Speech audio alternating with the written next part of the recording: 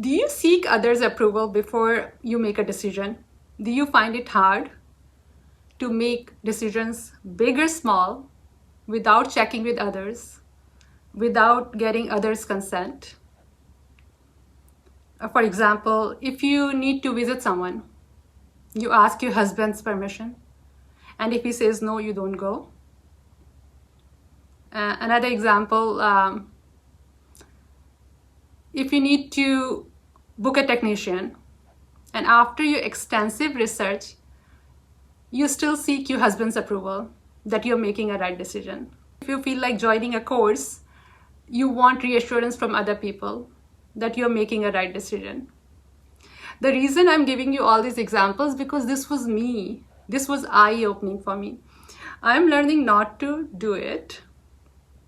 The journey is still on. Welcome to my YouTube channel and thanks for tuning in. आपका बहुत बहुत स्वागत है. And please सब्सक्राइब बटन पे click करें, इससे मेरे चैनल को हेल्प मिलेगी. And like and share जरूर करें. Thank you so much. I appreciate you.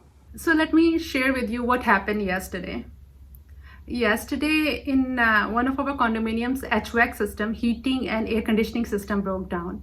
And condominiums heating and furnace systems are really different from house furnace like heating system. So whole day I was on the phone with these technicians going back and forth and reading online extensively about all these HVAC systems, how do they work. And but in the evening when it was time to make the final decision, I called my husband. I'm thinking of booking this technician.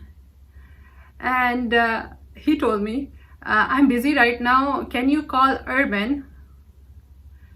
And Urban doesn't know anything about HVAC systems.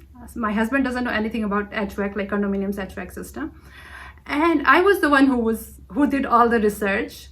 I was the one who spoke to these technicians. But when it was time to make the final decision, I wanted their permission. I was seeking approval. So this is what seeking approval means. Let me tell you when I started paying attention to my behavior. You know, couple months ago, Ankita, my daughter, was going to Calgary Banff. And when she told me that she is going to Calgary, I started giving my input. I was really worried about her. She is going alone and I was really worried. So she came to me and she lovingly sat me down. She said, Mama, I am not asking for your permission. I'm an adult. I'm informing you and I am reassuring you that I will be safe, so you are not worried about me. You can reach me anytime you want and I will answer you right away. So I don't want you to pass your fears to me. I will be okay and I can handle it. I was so shocked. I was like the clarity she has. Like I was amazed by her clarity. And then since then I started noticing her actions, my husband's actions, and they're very clear in their decisions.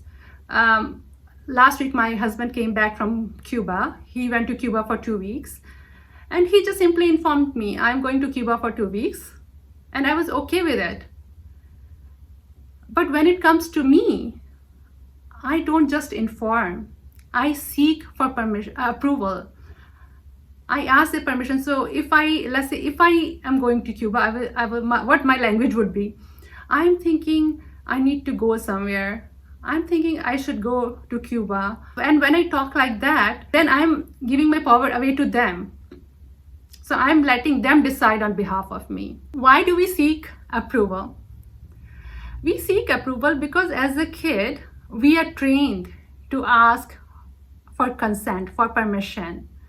So when we are in a classroom, we ask our teacher, can I go to washroom? May I go to washroom? When we are at home, we ask our parents.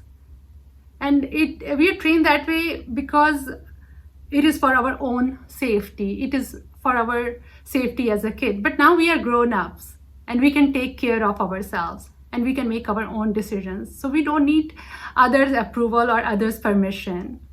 We should start taking responsibility for our own decisions. Why we should not seek approval? Okay, there's a reason. You should, when you're looking for approval, you're giving your decision making power away to other person. You're weakening your decision making muscle. More you use it, more stronger your muscle gets. So another thing is also you're indirectly conveying the message to other person that you are weak, you cannot make your own decisions, and you give all your power to them so they can make decisions on behalf of you. Why you shouldn't do this? You should not seek for permission, because you're doubling up the fears. First, you have your own fears, right? We have our own fears. Everyone has fears. And then you have other person's fears. You're doubling up your fears. And second, they step into protector mode as a mother. So they become concerned about you. They will, and if it is dangerous, they will, if they think it is dangerous, like they are concerned about you, and they will stop you.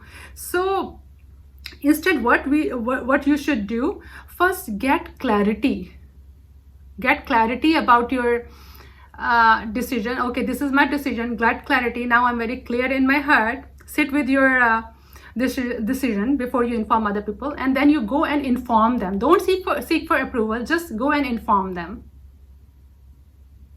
And second, remember, when you're informing them, when they say yes or no, their response is only based on their concern.